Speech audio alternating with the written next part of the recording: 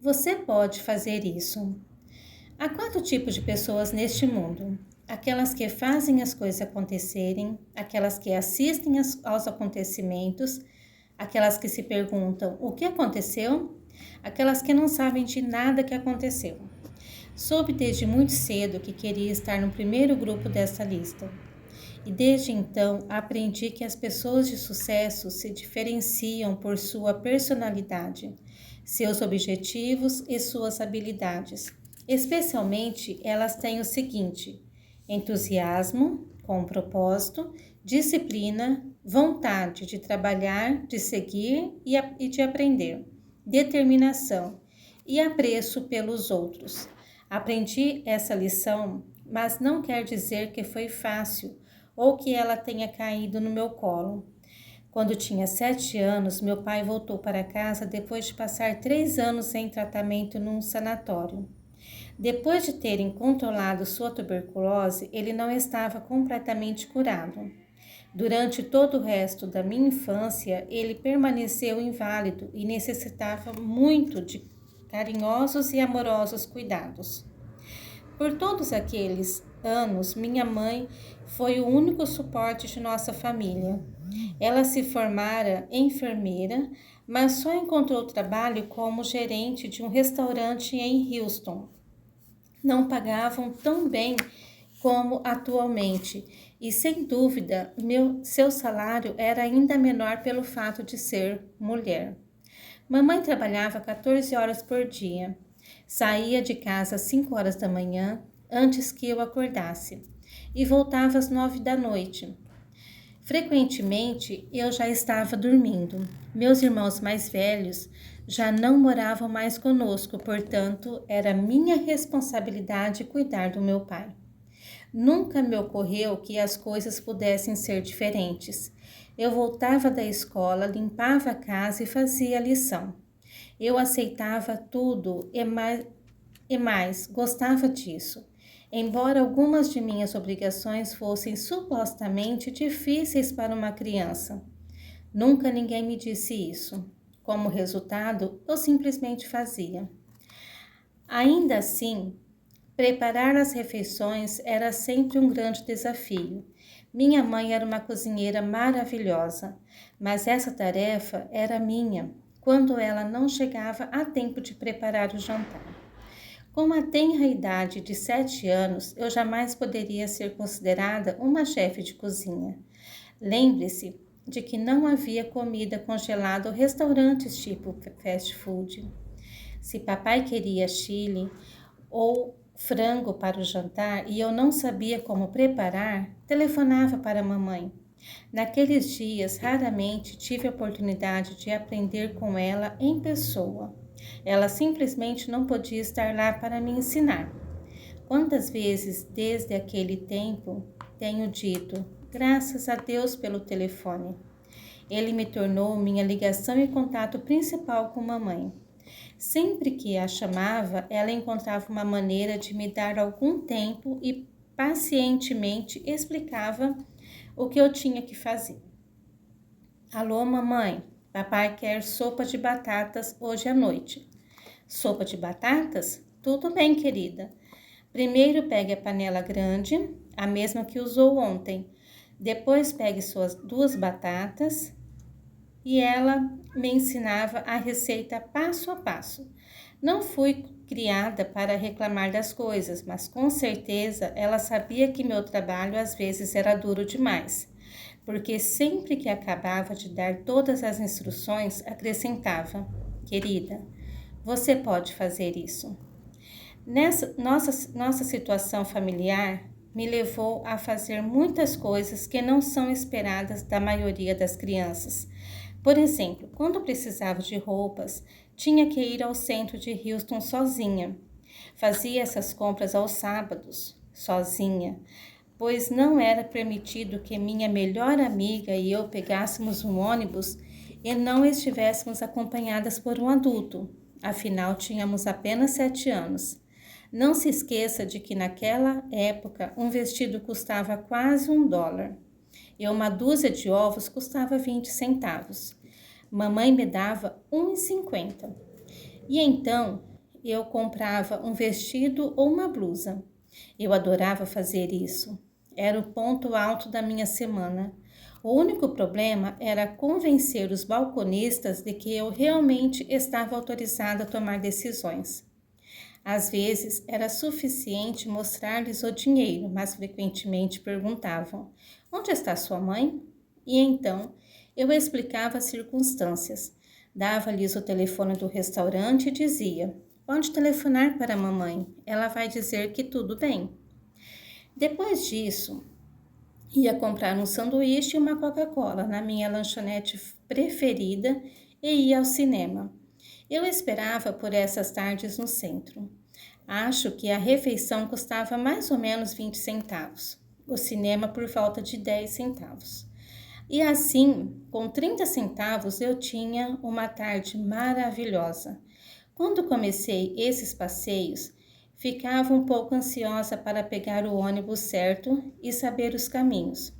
E me lembro de mamãe dizendo: você pode fazer isso, querida. Devo ter ouvido essas palavras milhares de vezes, e ela sempre as dizia com total convicção. Hoje, imagino que ela devia ficar bastante ansiosa quanto às responsabilidades que eu assumi. Mas você nunca ouviria isso dela. Minha mãe sabia que eu conseguiria fazer tudo.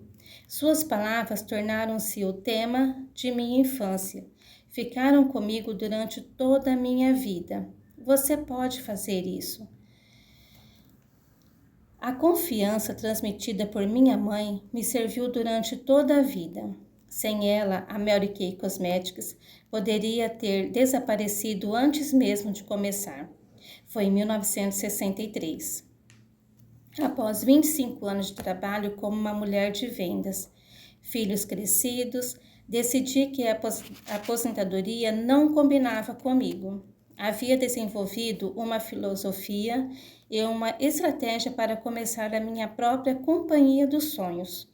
Havia recrutado algumas pessoas para vendas e investido todas as economias da minha vida numa oportunidade única, aproveitando os anos de experiência em vendas diretas. Orientaria e supervisionaria as consultoras de beleza independentes, enquanto meu marido lidaria com os aspectos administrativos de nosso negócio. Havíamos estocado caixas com potes, vidros e rótulos que diziam Beleza by Mary Kay. Algum tempo depois, a marca se tornou Mary Kay Cosmetics. Exatamente um ano antes da abertura prevista, meu marido e eu tomávamos o café da manhã juntos. Ele lia os números e porcentagens finais para a nossa companhia e eu escutava. Como toda esposa quando o marido fala sobre o orçamento, com meio ouvido. Porém, eu considerava que isso era o trabalho dele. Naquele momento, ele teve um infarto fulminante. Acredito que o trabalho seja o melhor antídoto para a dor. E apesar do choque, decidi abrir o negócio conforme planejado. Começar esse negócio era meu sonho e minha ideia, mas nunca imaginei que teria de conduzi-lo sozinha.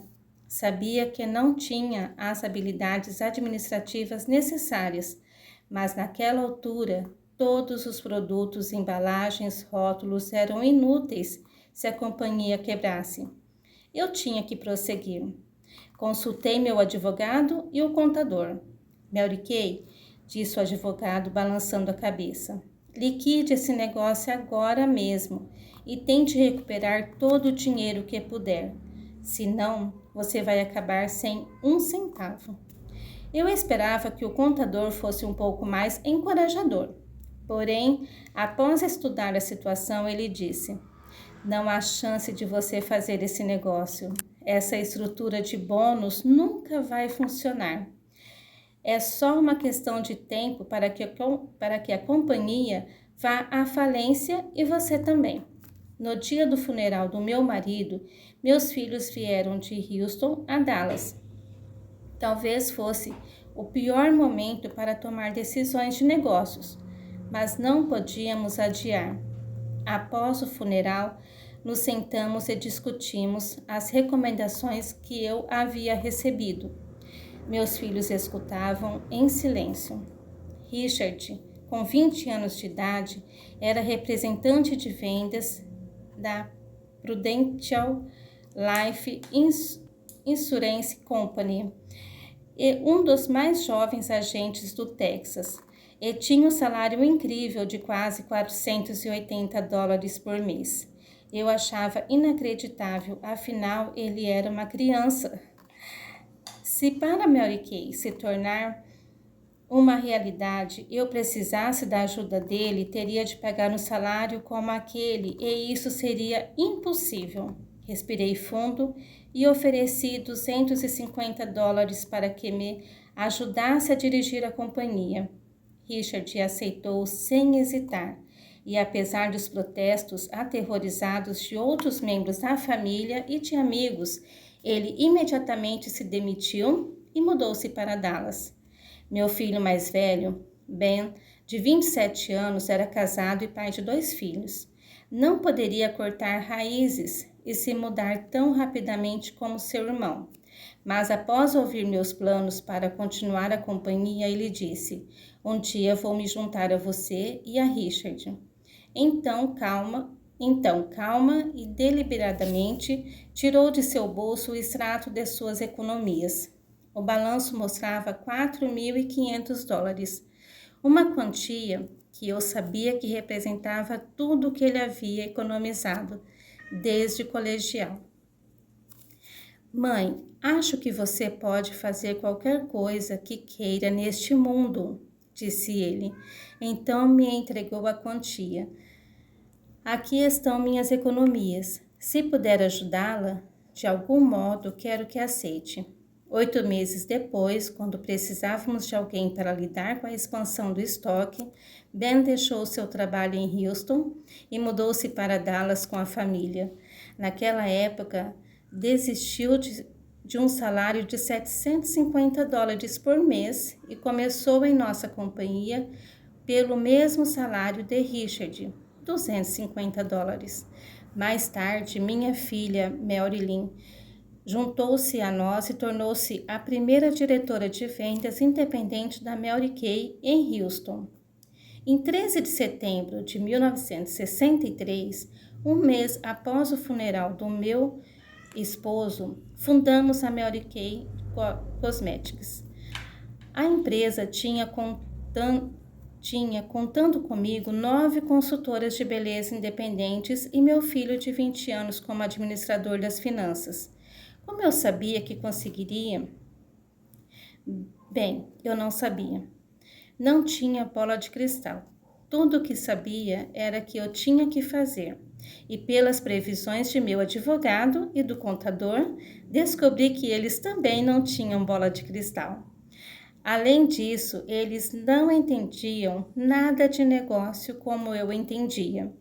Também sabia que nunca teria uma segunda chance de colocar meu sonho em ação. Se a Mary Kay Cosmetics fracassasse, eu não voltaria para uma fácil aposentadoria. Estaria quebrada e aquilo significaria que teria de trabalhar para alguém pelo resto de minha vida. Esse é um excelente incentivo. Portanto, sem me importar com o que os outros pensassem, eu não desisti do meu sonho. Meus filhos disseram: "Você pode fazer isso." E isso era tudo o que eu precisava. É lógico, meus filhos cresceram acreditando que sua mãe podia fazer quase tudo. Eu havia sido seu único suporte emocional e financeiro. Desde que nasceram até aquele momento em que estavam crescidos e independentes, viram-me acordando às 5 horas todas as manhãs para dar conta do meu trabalho, levá-los à escola e então ganhar a vida vendendo. Eles sabiam que eu estaria em casa quando chegassem e ficaria até após o jantar, quando eu saía novamente para trabalhar. Ao longo dos anos, mudamos para casas e bairros melhores, e meus filhos sabiam que eu tinha, de algum modo, conseguido aquilo. Richard e Ben sabiam que os meus conselheiros haviam dito e ainda assim deram todo o seu incalculável apoio. Nunca precisei tão desesperadamente de apoio como naquele dia do funeral. Isso me deu uma segurança dobrada e me encheu de uma nova confiança. Mãe, disse Richard, enquanto me abraçava. Ben e eu estávamos falando sobre isso. Durante toda a nossa vida, vimos você ter sucesso em tudo que fazia. Se você teve sucesso trabalhando para os outros, sabemos que pode fazer ainda melhor trabalhando para você mesma. É bem possível que naquela época os meninos tenham tido mais confiança no meu sonho da Mary Kay do que a própria Mary Kay. Conhecia os caminhos das vendas diretas e sabia que os conceitos que fundamentavam minha companhia eram bons e justos, mas uma companhia administrada por um menino de 20 anos, ainda ontem ele era um adolescente querendo nada mais do que uma motocicleta. Sim, ele era um bom aluno, mas ajudar na direção de um negócio, honestamente, não podia vê-lo substituindo meu marido naquele papel. E disse a mim mesma: isso será um milagre.